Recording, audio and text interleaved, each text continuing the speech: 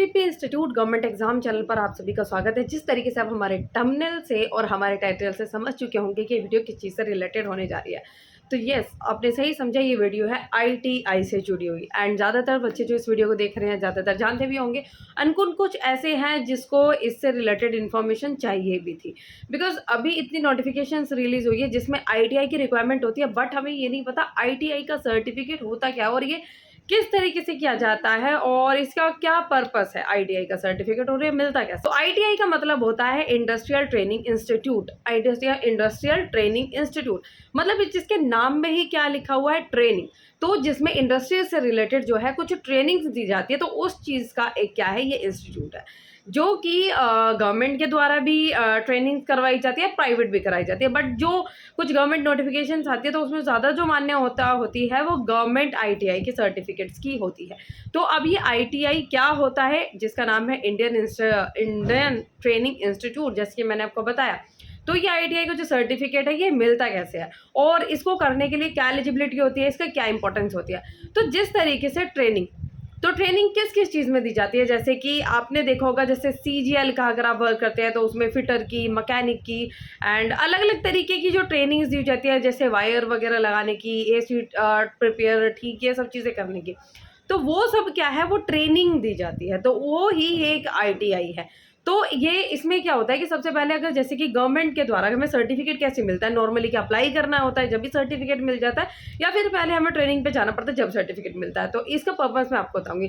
सबसे पहले तो मैं इसकी एलिजिबिलिटी क्राइटेरिया की बात करती हूँ कि इसका जो आईटीआई का जो सर्टिफिकेट है वो किस कैंडिडेट को मिल सकता है। तो आईटीआई के सर्टिफिकेट के लिए आपकी जो एलिजिबिलिटी होनी चाहिए, तो कुछ सर्टिफिकेट जो आईटीआई के होते हैं जो कि 8th के बेसिस पे मिल जाते हैं, लेकिन उसमें ज़्यादा मतलब कुछ जो जैसे कि आप प्रेफरेंसेस होते हैं, जो ऑप्शंस हैं वो थोड़े से कम हो जाते हैं।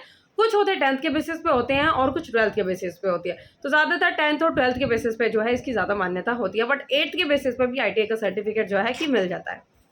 तो अब आईटीआई के सर्टिफिकेट के बारे में बात करते हैं। अब ये कितने साल का होता है, मतलब कितने टाइम का पीरियड का होता है। कुछ ऐसे होते हैं कि 6 मंथ्स होते हैं, कुछ ऐसी ट्रेनिंग्स होती है जो कि 6 मंथ्स की रिक्वायरमेंट होती है, कुछ ऐसी ट्रेनिंग्स होती है जो 1 ईयर तक की रहती है, कुछ ऐसी ट्रेनिंग्स होती है जो कि 2 ईयर्स तक की वैलिड रहती हैं। ठीक है, मतलब उसमें इतना सीखने में 2 साल का भी समय लग जाता है, किसी किसी में 6 महीने का भी हो जाता है, किसी किसी में 1 साल का भी समय लग जाता है। तो ये है इंडस्ट्रियल ट्रेनिंग इंस्टीट्यूट। अब ठीक है, जैसे मैंने आपको बताया कि इंडस्ट्रियल ट्रेनिंग इंस्टीट्यूट क्या है, इसमें एक ट्रेनिंग दी जाती है। ट्रेनिंग सीखने के बाद आपका सिलेक्शन, अगर आप जैसे गवर्नमेंट की कुछ नोटिफिकेशन आई है जहाँ पर आईटीआई की सर्टिफिकेट की रिक्वायरमेंट है, अगर आप वहाँ पे अप्लाई करते हो तो इस सर्टिफिकेट से आपका जो आपके पास सर्टिफिकेट है उसके बेसिस पे आपको उस पोस्ट पे सिलेक्शन हो जाता है। ठीक है, तो अब मैंने आपको बताया कि आईटीआई सर्टिफिकेट करने के लिए आपकी क्या एलिजिबिलिटी होनी चाहिए। अब आईटीआई का सर्टिफिकेट हम किस तरीके से पा सकते हैं। अब जो आईटीआई का सर्टिफिकेट होता है तो उनकी हम किसी, जैसे कि हर एक राज्य की अपनी अपनी कुछ अलग अलग वेबसाइट्स होती हैं, अलग अलग नोटिफिकेशन निकलती है आईटीआई के सर्टिफिकेट को प्राप्त करने के लिए। अब जिस तरीके से अभी दिल्ली की नोटिफिकेशन रिलीज हुई है, 8 जून को दिल्ली की नोटिफिकेशन रिलीज हुई थी। अगर कोई आईटीआई में इंटरेस्टेड है वो फॉर्म फिल करना चाहता है फिर कर सकता है, एंड 12 जून की लास्ट डेट है। तो इससे रिलेटेड सेपरेट वीडियो अलग बनाएंगे कि दिल्ली के अगर आप अप्लाई करना चाहते हो, दिल्ली के कैंडिडेट हो, दिल्ली से बिलोंग करते हो, अगर दिल्ली के आईटीआई में अगर आप अप्लाई करना चाहते हो, वहाँ से सर्टिफिकेट लेना चाहते हो, तो क्या एलिजिबिलिटी होनी चाहिए और क्या सब रिक्वायरमेंट है सर्टिफिकेट के लिए। तो जिस तरीके से मैंने आपको इन्फॉर्मेशन दी कि आईटीआई का सर्टिफिकेट क्या है, ट्रेनिंग। अब ट्रेनिंग किस किस तरह में होती है, जैसे कि इलेक्ट्रिक ट्रेनिंग, फिटर की ट्रेनिंग, मैकेनिक, वेल्डर, प्लम्बर। तो ये जब आप क्या करते हो, जब आप इनकी नोटिफिकेशन पर जाकर अप्लाई करते हो सर्टिफिकेट के लिए, ठीक है, जब आप अप्लाई करते हो तो आपको अपनी डिटेल्स फिल करनी होती है। अब ये ऐसे नहीं कि कभी भी अप्लाई कर दो, नहीं, कभी भी अप्लाई नहीं करना होता। ये क्या होता है कि कुछ डेट्स दी जाती है, जैसे कि अभी फॉर्म निकले हैं दिल्ली की आईटीआई के सर्टिफिकेट के लिए जो बच्चे डिमांड करना चाहते हैं। तो अभी मैं अलग अलग करके आपको हर एक स्टेट का भी बता सकती हूँ, अगर आप कमेंट करते हैं कि इस स्टेट के आईटीआई के सर्टिफिकेट के लिए जो रिलीज़ होती है वो कब होती है, डेट्स वगैरह। प्राइवेट से भी करते हैं लेकिन उनके लिए जो फीस है वो थोड़ी ज़्यादा होती है। गवर्नमेंट के लिए 1000 से लेकर 500,000 तक की फीस होती है, और बाकी और भी डिटेल्स, एकदम क्लियर डिटेल्स और एक नेक्स्ट वीडियो में बताऊंगी। तो जिसमें आप वेल्डिंग, प्लम्बर की ये सब ट्रेनिंग कर सकते हैं। तो जब आप फॉर्म फिल करते हैं तो उसमें आपकी जो भी रिक्वायरमेंट, अगर 10th के बाद आप करना चाहते हो, 12th के बाद आप करना चाहते हो, तो वो आपको अपनी डिटेल्स भरनी होती है।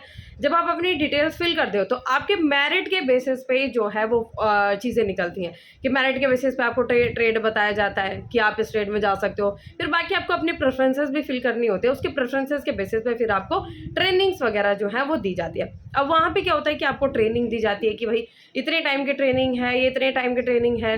तो इतनी ट्रेनिंग में आप जाने के बाद जब आप वहाँ पर ट्रेनिंग करते हो, फिर जब आप वहाँ से निकलते हो तो कुछ तो ऐसे होते हैं जहाँ पर आप ट्रेनिंग करते हो, अगर आप बहुत अच्छे हो, आपने बहुत अच्छी ट्रेनिंग किया है, बहुत अच्छी स्किल्स है आपकी, तो वहाँ से आपको डायरेक्ट रिक्रूटमेंट भी मिल जाती है, ठीक है। लेकिन उसके बेस जब आप वहाँ से बाहर निकलते हो तो वहाँ उसके बेसिस पे आप खुद का भी कुछ काम कर सकते हो, या फिर गवर्नमेंट नोटिफिकेशंस आते हैं वहाँ पे अप्लाई करना चाहते हो, वहाँ पर आप अप्लाई कर सकते हो।